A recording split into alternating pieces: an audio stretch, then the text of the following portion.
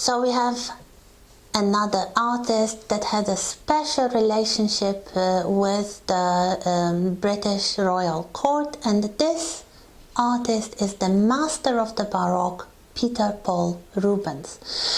Actually, if you haven't watched the documentary A Very British Renaissance, it's still a good idea because it covers the Stuarts as well, although in my opinion, it's no longer the Renaissance, it's more like the Baroque, especially in the rest of Europe. Britain is different because Britain is Protestant, but it doesn't mean they didn't have the Baroque. They had the Baroque, of course. They just had less religious elements to their Baroque. We have some traditional religious paintings, but we have other ideas, especially the allegorical paintings and mythological paintings, and we do not really have the Baroque churches, because this is the style associated, especially in continental Europe, with the Catholic Church. But otherwise, we have the great masters of the Baroque, like Peter Paul Rubens, working for the Stuart court. And this is one of the early examples, a landscape with Saint George and the Dragon. So Saint George, the patron saint of England, here shown as a small figure in a landscape which is distinctly English landscape, so there is really a patriotic painting rather than a religious subject. And it has been said you would really need a good resolution of this painting, and perhaps to see it in close-up, that the face, the profile of St. George was modeled on the young King Charles I. So he continued his father's great love and patronage of European arts.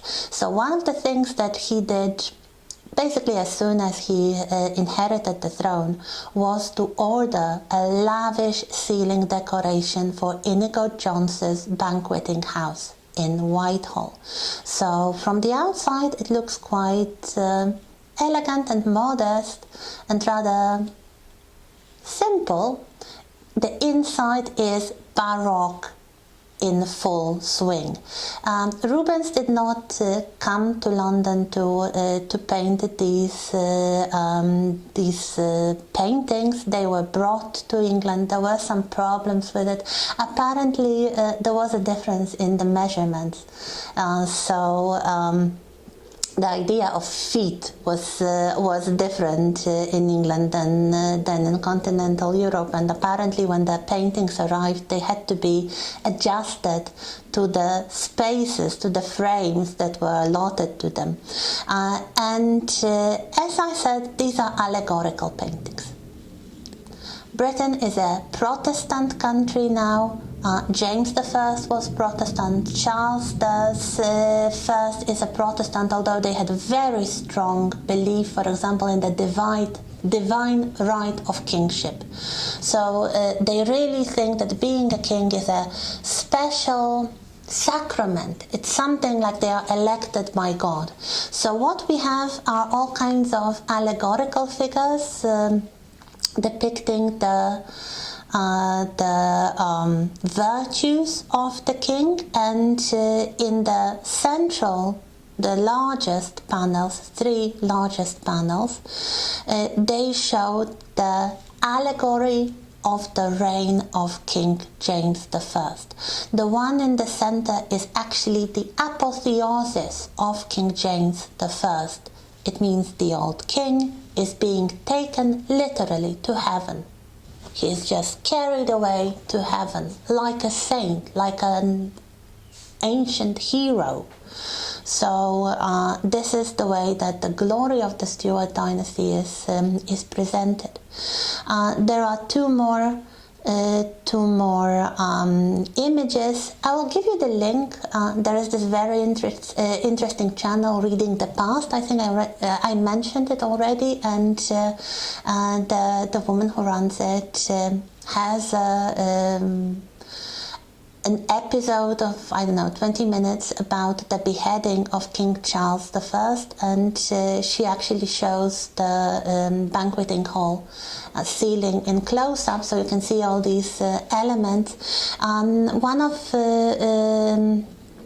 of them is the allegory of the union between England and Scotland. So we have King James on the throne and all kinds of allegorical personages, including some ancient deities like the goddess Minerva or Athena, so the goddess of strategy and wisdom. They bring to him a small child, a baby that embodies the new country, the new union between England and Scotland. So we have two female allegories of the two kingdoms, and they bring a small baby, like a small angel, really a cherub or a puto, to denote this new unified kingdom. So that's the last image that poor King Charles saw on his way to the scaffold. Here we have another example of Rubens's allegorical works that were in the royal collection. Peace and War, with the mythological characters. Minerva protects Pax from Mars. So the goddess of wisdom protects peace from the god of war. We have another Italian artist, a very interesting artist, one of the first female artists we know from history by their names, Artemisia Gentileschi. She was a daughter of a painter, and if I remember correctly, they even traveled to Britain and worked there for a while. And here we have her self-portrait as an allegory of painting. So we have this great British tradition of allegorical painting, really replacing the earlier tradition of religious paintings with all the saints and scenes from the Bible. However, the most important artist of the early Stuart period, someone who would have the kind of close working relationship that can be compared to what Holbein had with Henry VIII, is Anthony van Dyck. He was a Dutch painter, so his given name was Anton, but he moved to Britain, and he was so favored and so popular that he was given the English knighthood even. So he officially changed his name to Anthony van Dyck, and soon Sir Anthony van Dyck. And first we have here a self-portrait by this artist, also in the form of an allegory, really. So we have a likeness of the painter wearing fashionable clothes and very fashionable moustache, displaying very proudly a gold chain that very likely he received from the king, and pointing to a very specific flower, the sunflower. And as we know, the sunflower follows the sun along the day, so it kind of turns towards the sun. So the allegory, of course, is that the painter follows the king and kind of basks in the sun of royal patronage. So, as I told you already, Charles I was the younger son. He was a sickly child, especially compared with his older brother Henry. Perhaps it was a bit of a disappointment to his parents when he was the one left alive to inherit the crown. And the problems that Van Dyck was facing with portraying King Charles I were absolutely opposite to what Holbein was facing with portraying Henry VIII. Charles was very short, very delicately built. He actually had some sort of bone disease, rickets, when he was a child, so his legs were not straight, they were kind of bowed legs a bit, and he had a stutter, and he wasn't really an imposing presence, however you put it. So, but he was a king.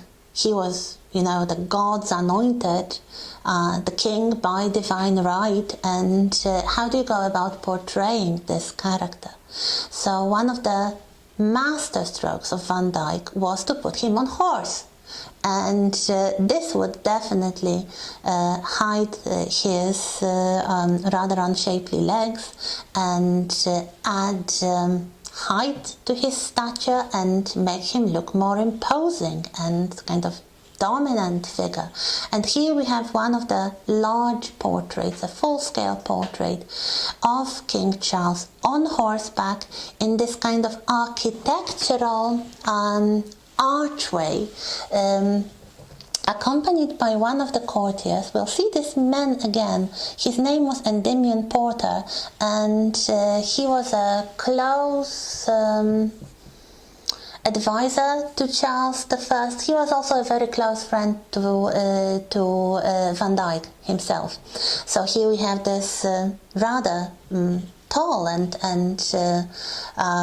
imposing man being dwarfed by the king on horseback, and actually this painting was supposed to be hanging at the end of the corridor, so as if the king was coming towards you through this gateway on horse. There are some more portraits of the king, so he's always looking very dignified and cultured. He looks like a learned man, like a sophisticated man, not really a strong kind of athletic presence, but a man who is very sophisticated and cultured, but he also rides a horse, and we have another portrait by him with the horse and some servant minding the horse. I had an opinion that Van Dyck was really a master of portraiture because for the first time we have the illusion of movement in his portraits. If you compare it to Holbein, his portraits are very lifelike and kind of psychologizing, but Van Dyck's portraits have this illusion of movement. So we have the king on horseback in this kind of active pose. We have the king standing in this kind of relaxed pose. We can imagine him moving almost. So there were lots of portraits, and basically everybody in the whole aristocracy of Britain, they wanted to have a portrait by Van Dyck. So he would paint them a lot. He would have like the whole workshop with the assistants painting the less important bits, like the backgrounds and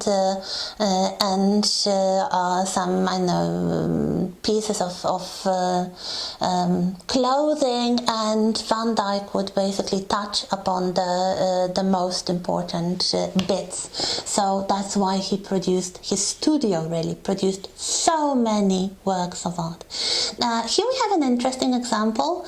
It's like a triple portrait of the king from different sides.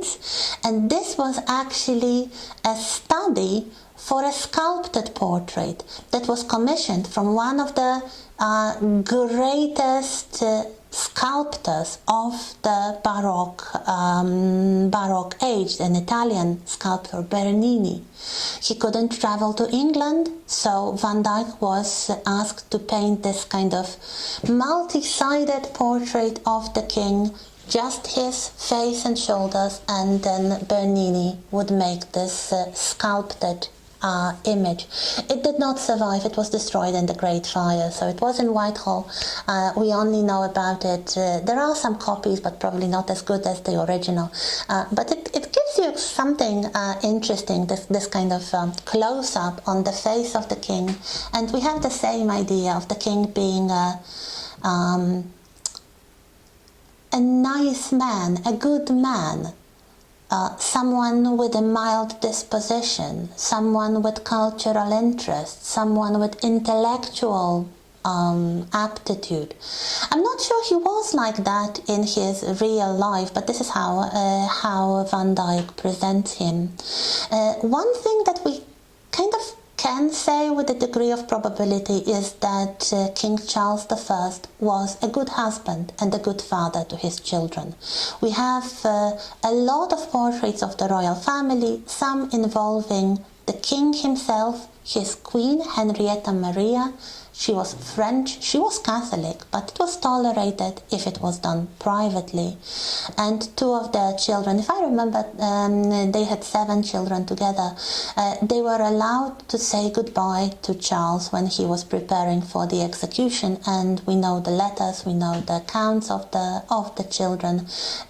They really mourned his loss, and they all remembered him as a very good family man. This is something new, really, in the royal family, the royal pair being celebrated as a good couple. So let's look at some other examples. There are lots of examples. I hope you can find them. If you wish, just Google Anthony van Dyck and you will see a lot of beautiful portraiture from the first half of the 17th century. They really set the standard for later English portraiture in the 18th century. So we have Queen Henrietta Maria with one of her servants, a dwarf, so a very short man. This is not one of her children. This is a fashionable servant. It was quite fashionable at that time to employ people who looked different or exotic. They might have black skin, they might have some unusual physical features like very short or very tall height, and here we have the queen with one of such servants. Then we have all kinds of beautiful noble ladies and gentlemen. So they are all wearing fashionable garments. They are very often presented in this kind of almost royal portraiture with drapery in the background, with a view on a garden, usually denoting their estate. If they are royal, they might have a column. I hope you remember it from our discussion of the portraiture of Queen Elizabeth I. So this kind of allegorical elements in portraiture, they become very, very popular. Here we have two portraits showing young, dashing men from the Stuart family, so the cousins, the relatives of the royal family, dressed in those beautiful costumes. They really become known as the Van Dyck costumes because they were so immortalized by Van Dyck. And later, what historians note very often that these portraits have this kind of air of melancholy about them, because you have to remember, these young men, these beautiful people, were mostly annihilated in the Civil War. They fought against the parliamentary forces. They were very likely killed, and there is this feeling of the lost generation of the beautiful, noble men, dashing and fashionably dressed and looking so mild and cultured and sophisticated. And we know, they didn't of course, we know that within a few years' time they would be wiped out by the war. Van Dyck also produced beautiful child portraits. We have many portraits of the princes and princesses, the children of King Charles I. They all look sweet, they all look very angelic and dignified. These are noble children. These are really beautiful, well-behaved children that really behave like the little nobles they were. So we have quite a lot of child portraiture. This is something that will be taken up by the English painters in the 18th century, so you'll see a lot of that, and the Blue Boy really follows in the tradition of Van Dyck, although it's not by Van Dyck but a later artist. Here we have a self-portrait with this courtier I mentioned, Endymion Porter. He was a very cultured man, a courtier, a diplomat, and also a collector of art. So here we have a self-portrait of Van Dyck with him as his friend and protector at the court. We also start having other artists, English artists, trying to recreate the mastery of the Van Dyck portrait. We do not really have great names yet, but people like William Dobson, and here we have another portrait of Endymion Porter with some indication of his interest. I guess there is his son here and some sort of sculpted bust, probably indicating his artistic interest. We start noticing the first works of a man with a very long career. He wasn't perhaps the same level of artistry as Van Dyck, but he was English. His name was Peter Lilly, and he would be the go-to portraitist from the reign of Charles I to the reign of Charles II, with Oliver Cromwell in the middle. So you'll see it in a little while. Here we have an early portrait by him showing King Charles I and the Duke of York, the second son, later to become King James II.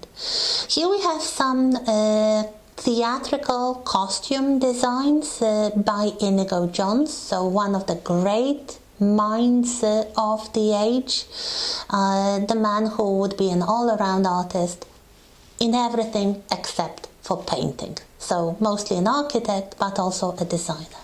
And then the Civil War breaks out, and we start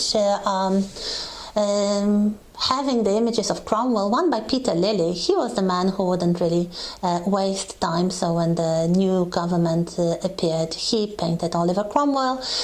What can be said about Oliver Cromwell is that he appreciated, apparently, this kind of English style of portraiture, probably derived all the way back to Holbein. If you remember, the Cromwell family rose to prominence under the Tudors, so he was the descendant of the family that was elevated by Henry VIII, and he would really appreciate this kind of honest, very lifelike portrait, as they would say, warts and all. And actually Oliver Cromwell had some warts on his face. He didn't want to hide them, so he wanted to be portrayed as he was. But generally, the Puritans and the parliamentarians were not very much in favor of the arts. So we have some portraits by Cromwell, another one here by Peter Walker. But what we generally have is the decline of the arts. We have the outlawing of most of the luxuries, including theatre. What we start having are those very austere Puritan chapels, like the one here in Wiltshire, which may perhaps follow the tradition initiated by Inigo Jones in the Queen's House. But generally, they are very simple. The only decoration that you can have here is this black and white floor design. If you Google the inside of Queen's House, it's more sophisticated, but the idea is basically the same. And now we move to the Restoration.